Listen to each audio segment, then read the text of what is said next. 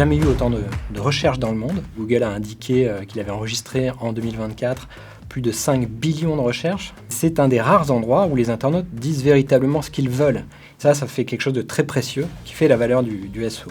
Moi, c'est Yann Sauvageon, donc je suis expert Search Marketing et Analytics. J'ai également une société que j'ai fondée en 2017 qui s'appelle Icova, qui intervient sur ces sujets également. Et je suis enfin formateur pour le CCM Benchmark sur ces sujets de SEO et de marketing digital en général.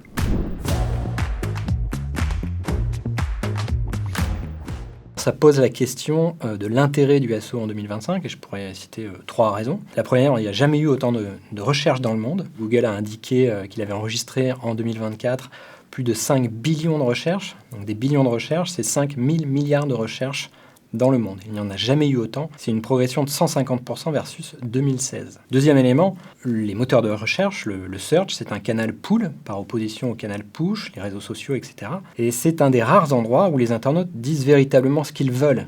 Ils le disent explicitement, ils le tapent dans la barre de recherche.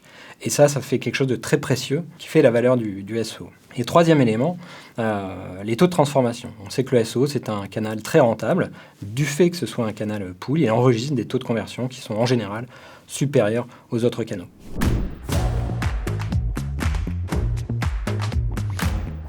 On observe que ça change radicalement le paysage search. C'est un paysage bouillonnant avec beaucoup de concurrence.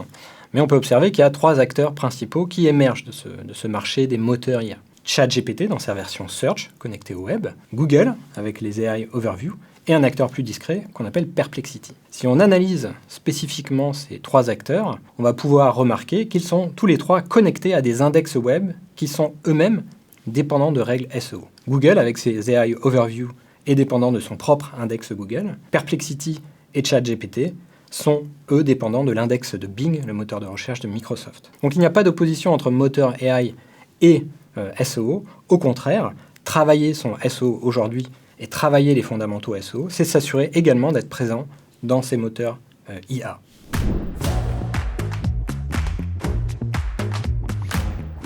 Alors, les dernières évolutions en 2025 concernant le SEO, j'en vois 3.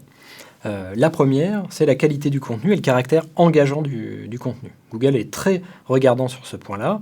Il a mis en place des dispositifs pour s'assurer que le contenu est toujours de qualité. Il y a eu d'ailleurs une fuite d'informations l'année dernière sur un dispositif spécifique qui s'appelle NavBoost. Le deuxième élément, c'est l'ère du no-click. Avant, on attendait du SEO qu'il génère des clics. Aujourd'hui, on attend qu'il génère des clics, mais également qu'il génère de l'influence. Être présent dans les réponses des moteurs IA, c'est travailler son top of mind, et le SEO va y participer. Troisième élément, ça va être le search everywhere. Aujourd'hui, il ne s'agit pas simplement de se référencer dans Google.